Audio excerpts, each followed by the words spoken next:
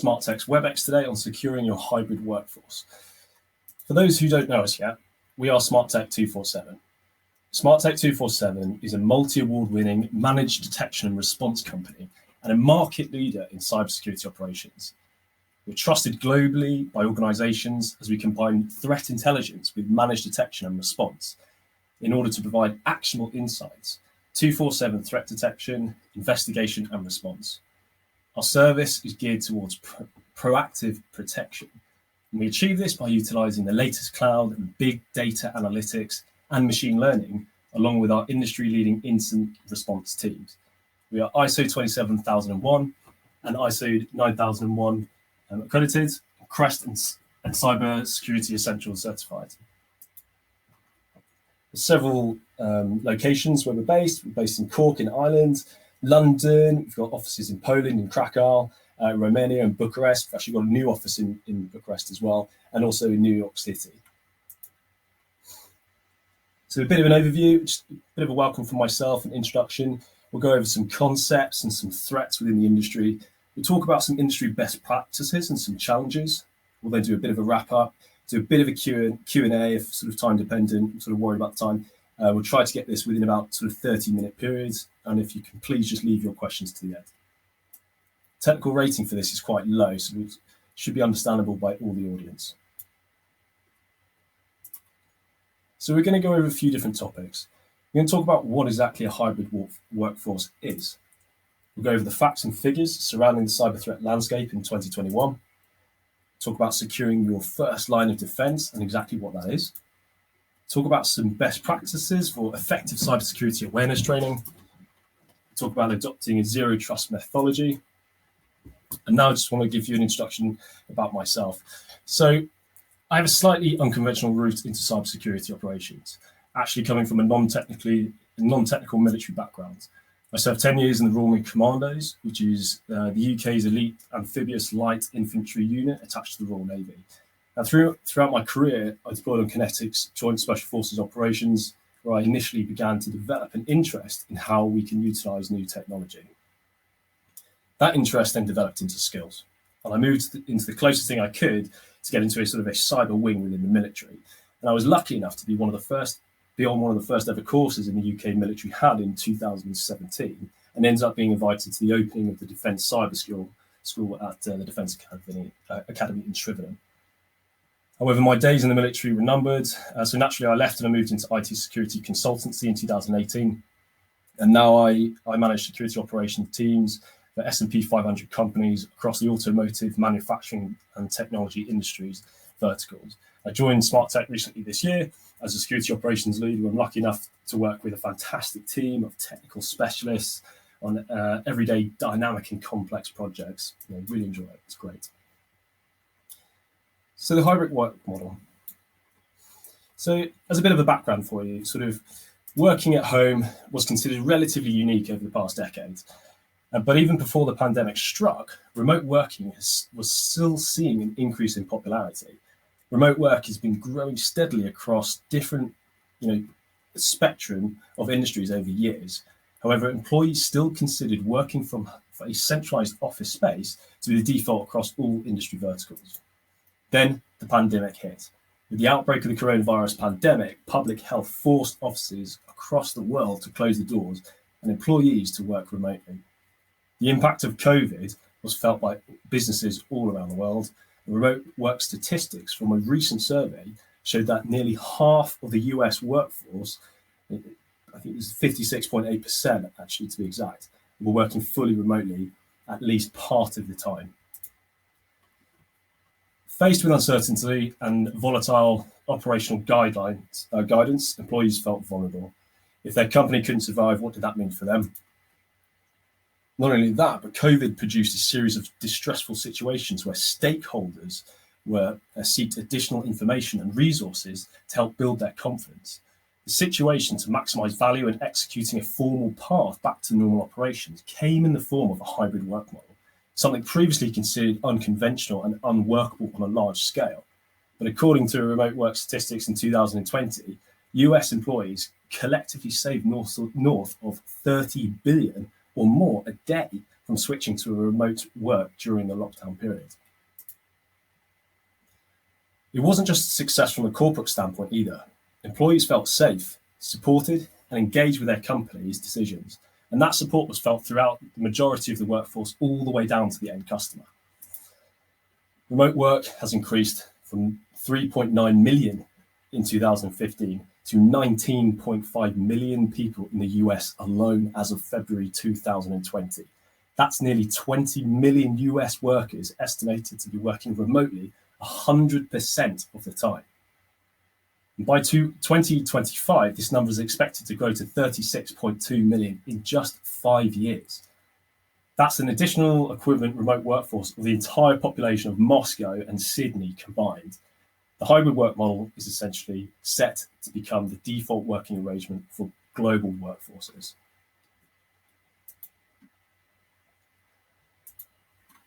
So what is it? And what exactly does it mean?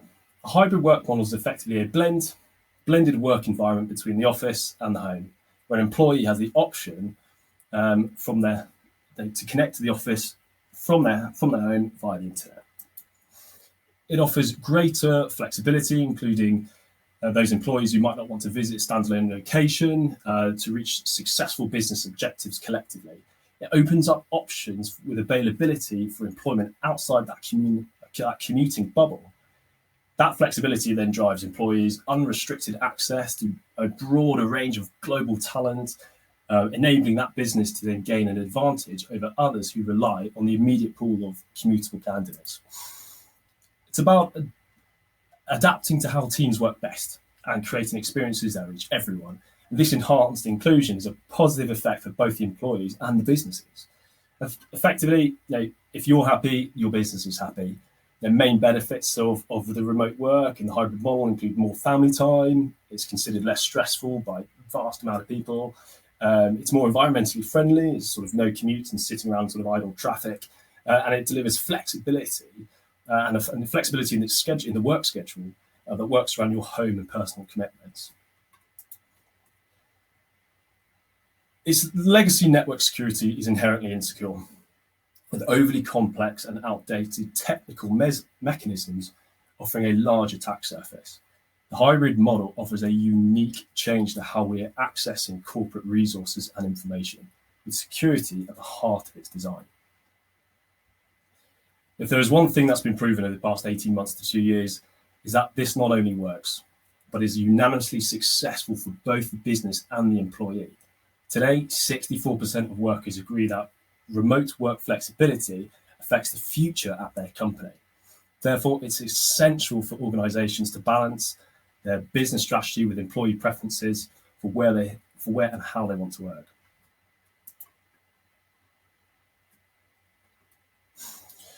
So what elements do we need to ensure this is successful? The home office must be considered a small branch of the main corporate infrastructure, and therefore it must have the security and availability like every other asset within that corporate network. That small branch must also have access to the resources at point of need without any fluctuation in the service. Supported by technologies that delivers that visibility and security. Most organizations are complex systems with many moving parts and interdependencies, consistently changing and evolving. So gaining visibility on these systems requires a detailed understanding of the work being done, how it gets done, and by who. What departments, divisions, and subdivisions does that organization have? What visibility do you have over what groups associated to those departments and the data that they can access? Essentially, your results should serve as a blueprint to gain perspective on how your organization functions in practice, not just what it looks like on a configuration and management database. Now, working at home isn't exactly risk-free either. Allowing employees to work remotely or in an office creates new IT challenges and cybersecurity risks. With a focus on remote employees using third-party equipment and transferring files from unsecure places, it is imperative that we understand what data is being handled and have controls in place to protect that. If we are accessing corporate network with personal devices, are we able to control what data is stored on those devices? Also, who has access to those devices? Implementing an effective hybrid working strategy must go well beyond basic policies that set boundaries and guide behaviour. So as we continue to carry out our professional duties, we must be able to remain compliant with our workforce standards and not jeopardise privacy. Any sign of non-compliance in this area can be devastating for both the business and its clients and can cause financial repercussions. So there are technologies to help us maintain our security. Things you may have heard of. A VPN. A VPN's purpose is providing a secure and reliable private connection between computer networks over an existing public network. So typically the internet. It does that by encrypting a private connection between the endpoints so the employees can securely access the company resources and applications from their public networks. The benefits of using a VPN are pretty vast, if I'm honest. One of the most important is the fact that businesses can effectively secure their network.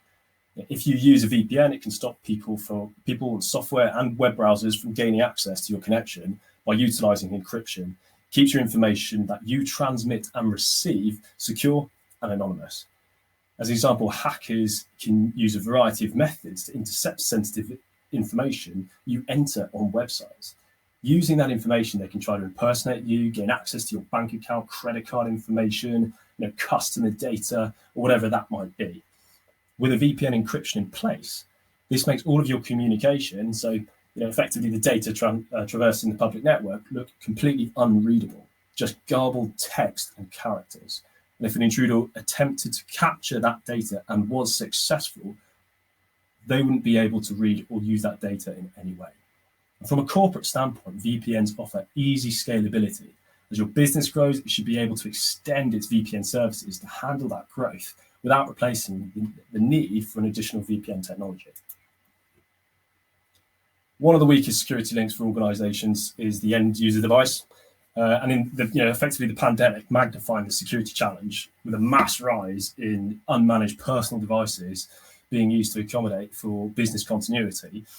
This impact on the security hygiene highlights the essential requirement for endpoint security. It's traditionally a piece of software installed on the user device that can harden applications, prevent key logging by scrambling data, prevent malicious code being ran by by detecting malicious injections, and sort of lots and lots more. It doesn't really stop there.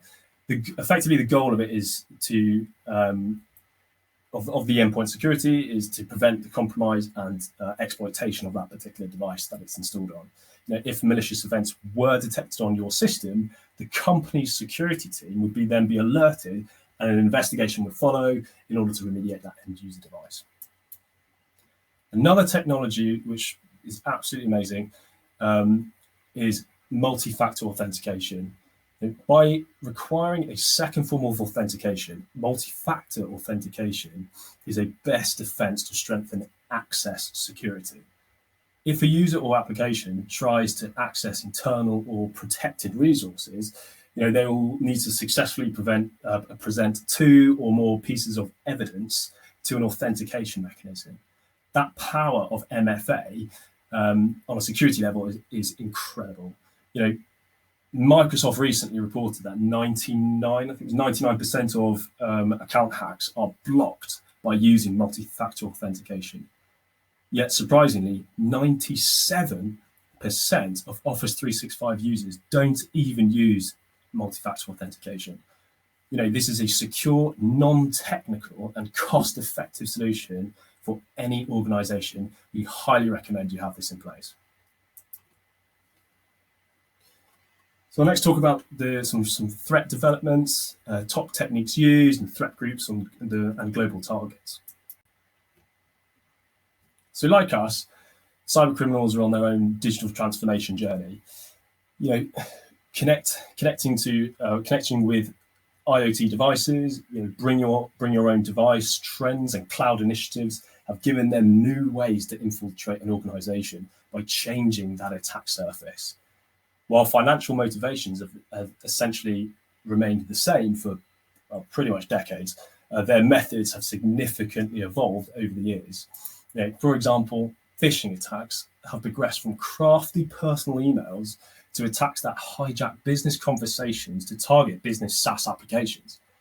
And not only that, advisories are now using AI-based phishing applications, enabling attackers to craft individual spear phishing campaigns, systematically making their messages far more targeted on a mass scale as well.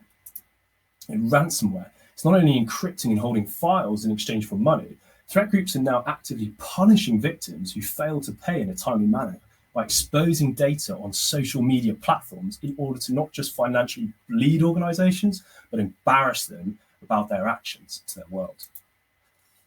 Botnets now contain adaptable variants that sort of mutate and infect different kinds of IoT devices as well, and incorporate them into a bot army that launches global distributed denial of service attacks.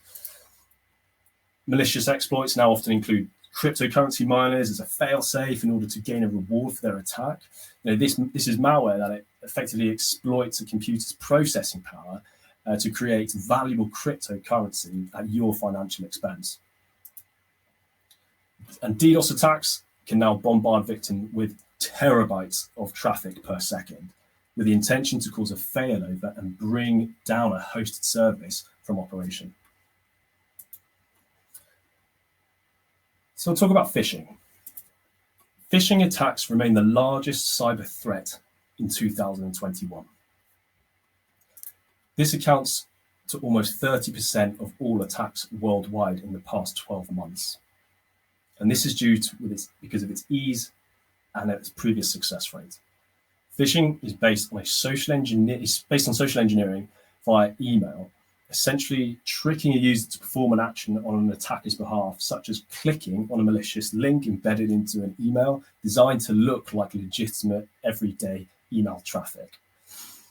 Email-based attacks are at the heart of many additional cyber threats. Employees now more than ever are encountering credible-looking messages, links, or websites that attempt to impersonate something or someone or something legitimate in the hopes of gaining access to financial data or trade secrets. And it's not just the tech giants that fall victim to these phishing scams.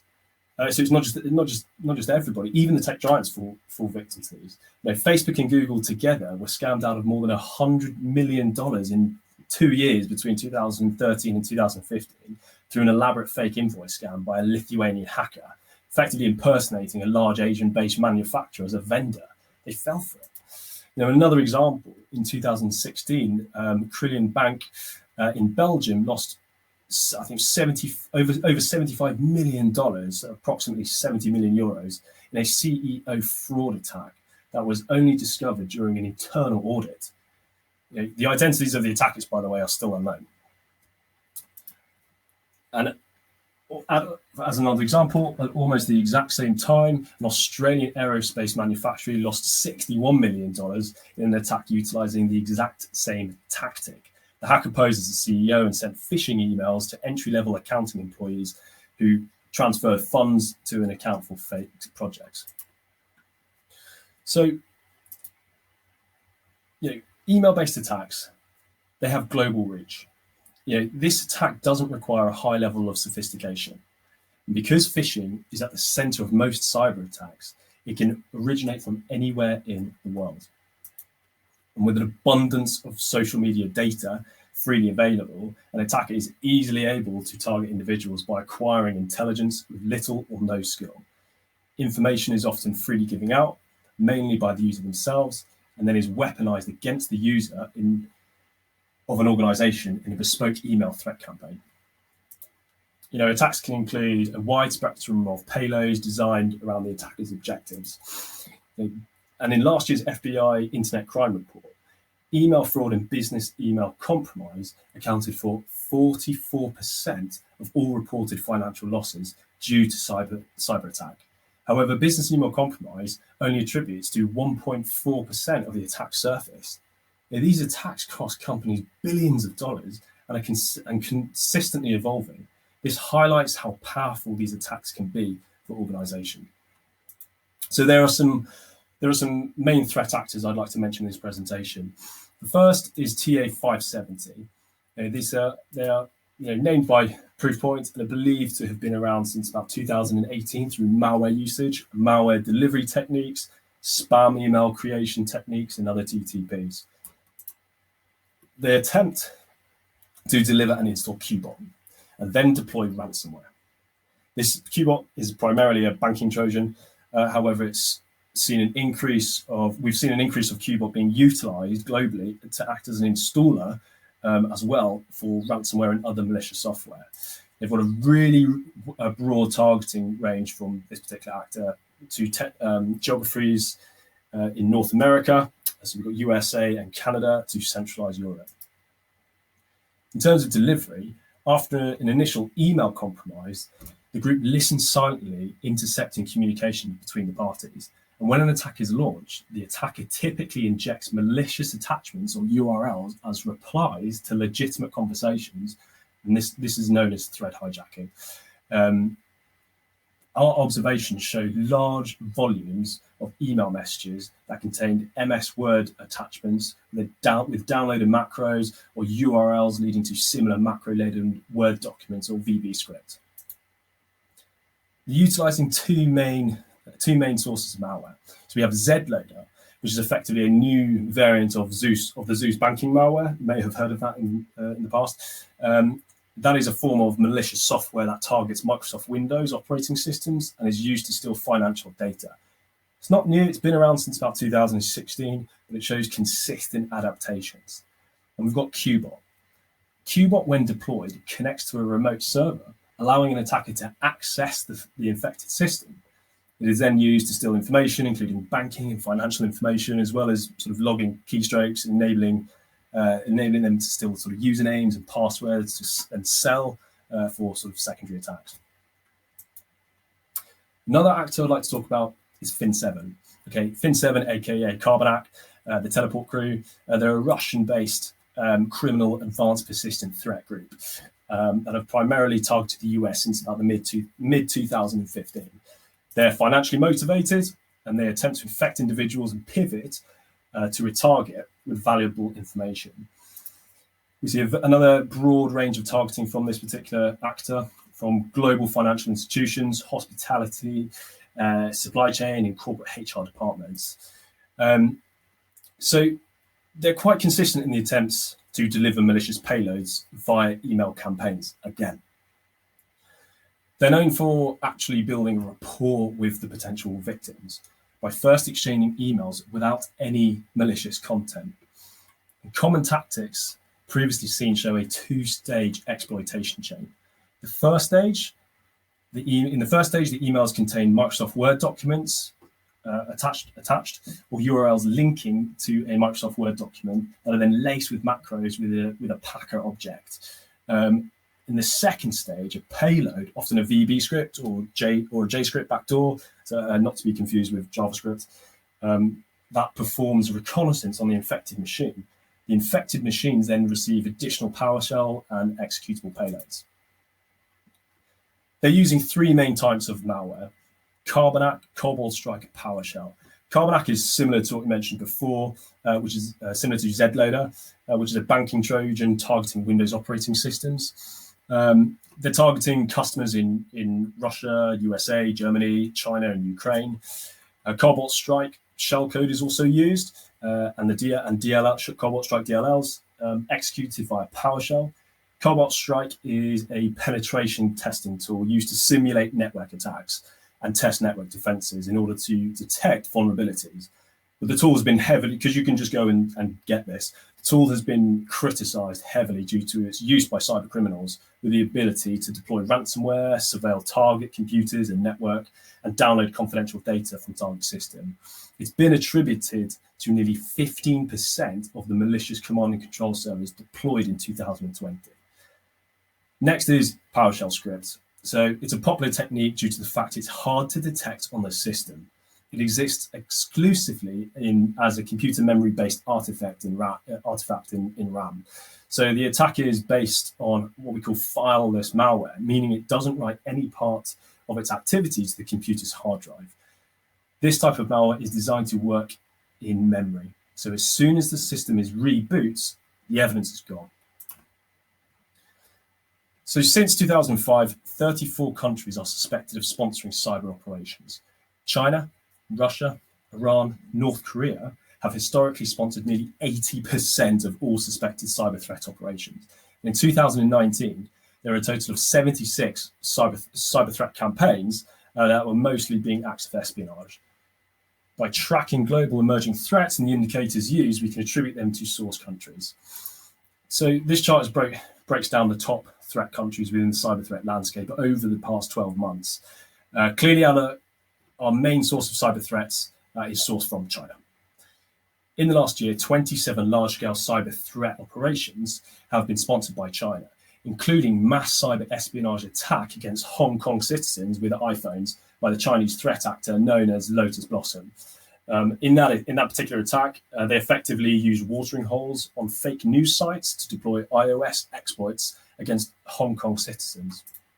Second only to China is the Russian Federation that sponsors 16 high-threat cyber operations in 2020.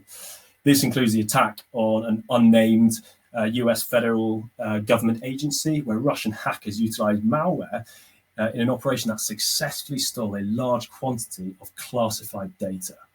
It is widely believed to be AP28, aka Fancy Bear, if you ever hear them in the news, who are a high-profile Russian espionage group. So here we see a breakdown of our two top players.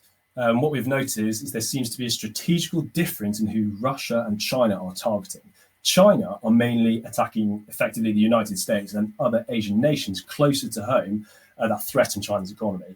The Russian Federation, on the other hand, are targeting the wider North America, including the United States and Canada, as well as focusing on the rest of Europe, with government and financial services receiving the most targeted attacks unanimously.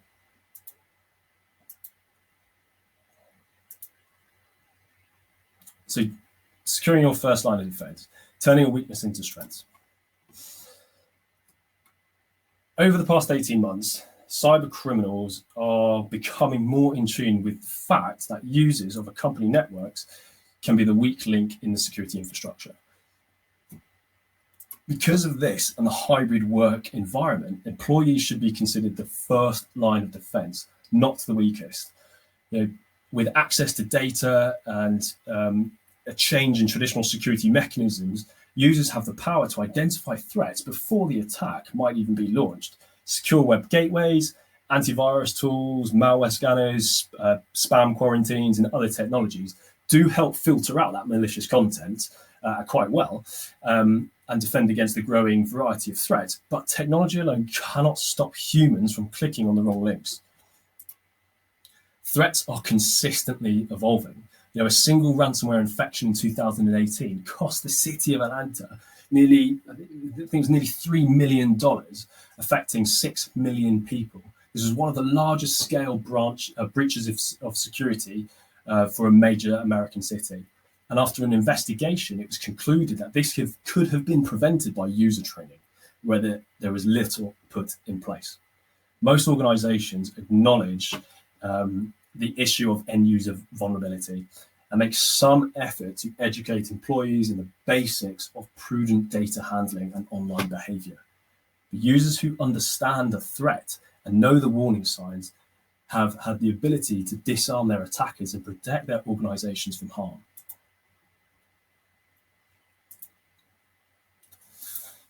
So I'd like you to meet Igor. Apologies if it's quite hard to pronounce his name. Is that Igor Ivorich Khrushchev? He was behind a major attack last year. Effectively, last summer, Igor conspired with others in a plot to recruit an employee from Tesla's Gigafactory in Nevada and implant ransomware by USB into Tesla's computer network. Once the malware was installed, he and his co-conspirators would use it to exfiltrate that data from the company's computer network and then extort the company by threatening to disclose that particular data. He offered an employee approximately $1 million, but instead, that employee called the FBI and inevitably led to Igor's arrest. A bad day for a Russian hacker, but a great example of what can happen with a strong first line of defense.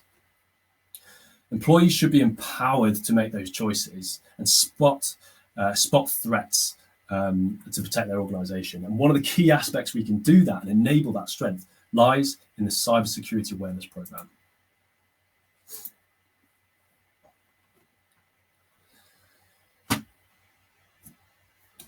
Everyone within an organization should have a baseline understanding of the best security practices and the actions to be taken in a given threat situation. Security is everybody's business, and it's imperative that we talk to users about practicing good cyber hygiene and being aware of security protocols. When something does happen, they can alert the right people.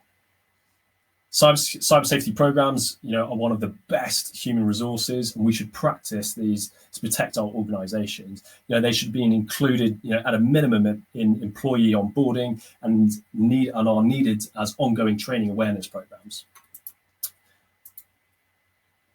There are 3 basic requirements for a strong security awareness program. It needs to be engaging and effective communication.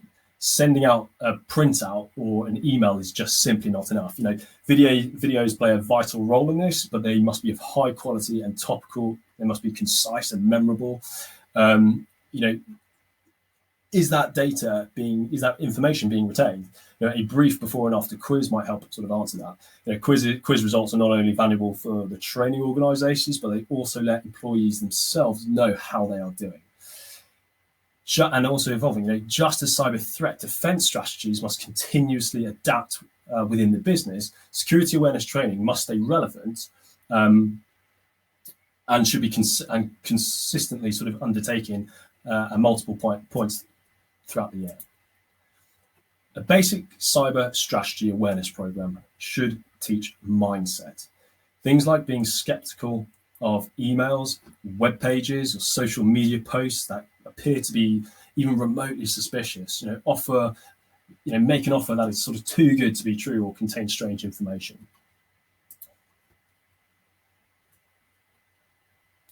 So evolving security protocols, in line with today's hybrid model, comes with the zero trust model. Organizations are moving away from context-based controls. Traditionally, critical internal systems and confidential data would be surrounded by layers of externally facing defense mechanisms. All that was really needed is one technology to be exposed to a vulnerability in order to create a kink in that armor and be leveraged by way of an attack. The security perimeter has changed. Today, with a mass adoption of on-prem and cloud hosting servers, data authentication applications, organizations themselves have little in the way of centralized core assets of value. No longer is there a trusted inside and untrusted zone. It is the user themselves who become the sole resource with the availability to access that particular data.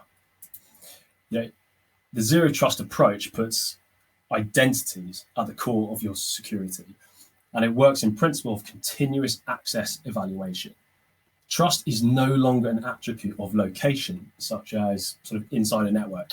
Users are verified to access the resources, but they are never trusted. Behavioral analytics can be valuable in this. If anything is changed after access verification, such as permissions, resources, the connections, the device, or anything else like that, re-authentication is triggered. Adopting that zero trust model makes employees part of the solution instead of part of the problem. It is one of our most valuable security assets. So a couple of key takeaways. The hybrid model is here to stay. The positive effects are effectively hard to ignore from both the business and the employees, but it does not go without its challenges. Email security is one of the most effective ways to extort an organization, and is easily, you can train that into to spot those threats in an employee. Access control, for all users by creating a zero trust environment, and empower your employees to prevent these threats with confidence. The criticality of security awareness training, it should be relevant and engaging and consistently re-implemented throughout the year. So covered today, this is a quick overview. We've talked about the hybrid workforce, what exactly it is, what employees think about it. So that's unanimously positive, and what the future holds for workforces. Spoke a little bit about sort of cyber threats in 2001 in terms of what they are, the sort of top groups, these global threat sources. We've talked about securing your first line of defense, what exactly that is, in terms of turning a weakness into a strength for an organization and empowering that workforce. Talked about a little bit about sort of security awareness programs, who is responsible, how it should be conducted, and adapting a secure mindset, the positive effects of that. And then ending on zero trust, change in architecture for an organization. What that means is user focused, and verification does not mean trust. So yeah, thank you very much for sort of joining today. Sort of had one question come through. If you've got time, it says, are there any good tips that users can take away and immediately use to help safeguard their online security? Well, effectively, yes, you can. So I would say, we spoke about emails in terms of the threat that goes along with emails. Do you recognize that email address? Do you recognize anyone else copied into that particular email that you've received? Is the domain of the email address even spelt correctly, or does it look close to the actual URL itself? Also, things to note would be do you normally receive an email from that individual or that particular organization, or is it just totally unsolicited?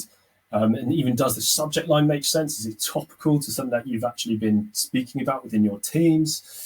And things like, does it contain sort of strange attachments as well? Not everything is just a Word document that's attached. You've got also strange different types of executables and things like that as well.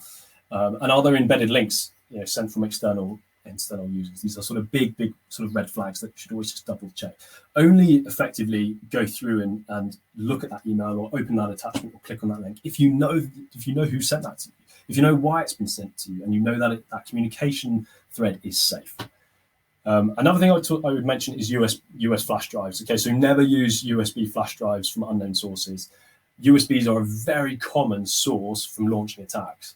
Malware can be triggered to execute in the background upon insertion without even alerting a user. It's been used in so many different cyber threat campaigns in the past. People have left these around offices, and they've sort of gone in as under a different sort of guise, or as a visitor or something like that, or however they've managed to get them in, and sort of just left them scattered around an office. It will take one curious person to insert that into a system. You've got a big sort of breach in your network. Other things that can help are strong passwords. You hear this sort of thing all the time, okay, but it is so effective. Always using a 12 to 14 character password and utilizing sort of capitals, numbers and symbols inside that password will bolster your security hugely. And also change your passwords regularly. Don't you reuse the same password across platforms. This is another massive mistake. Even if you've got a great password, don't stick it in absolutely sort of every application you've got, because a weak password or just a reused password is only making it easier for someone to compromise all of your accounts by just running one particular password cracking tool and sort of enabling that access. Things like also can help is password protection, so protecting your information accessible via computers. That needs to be protected from certain users, not just everybody. So only allowing those with authorized password to actually gain access to that information, such as shares. They should always be password protected. It's a huge infector with different sort of files across the network. I mean, you're looking at things like like WannaCry campaigns and things like that. Just the open networks that can spread through different share files where other computers also go to and connect to is an easy access for a spread of malware. And use password protection on every electronic device and mobile phones, cell phones, whatever you've got, not just on your PC, okay? I would probably just say as well, as a last one, another one which is quite interesting is intentionally using, which I think is quite clever, intentionally using the wrong information for security questions. If you're being targeted by an attacker, it's, like I mentioned earlier in the presentation, where access to social media, reconnaissance is dead easy these days.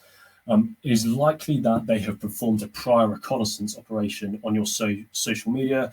They probably know your pet's name, okay? And using by going to forgot password and answering a few personal questions, it might not be as hard as you think. So, okay, what I would like to say is, if you do have any additional questions, you can go to the SmartTech 247 website and fill out the contact form on the website, and Ruth will actually get back to you. Before I close, what I'd just like to mention is that SmartTech are offering a free level 1 gap analysis for all the attendees today. The level 1 assessment takes a high-level view of your overall security posture and maps it against industry best practices. Our team will be in touch with you after the event for further details. So thank you very much. Thank you for your time. Thank you for joining.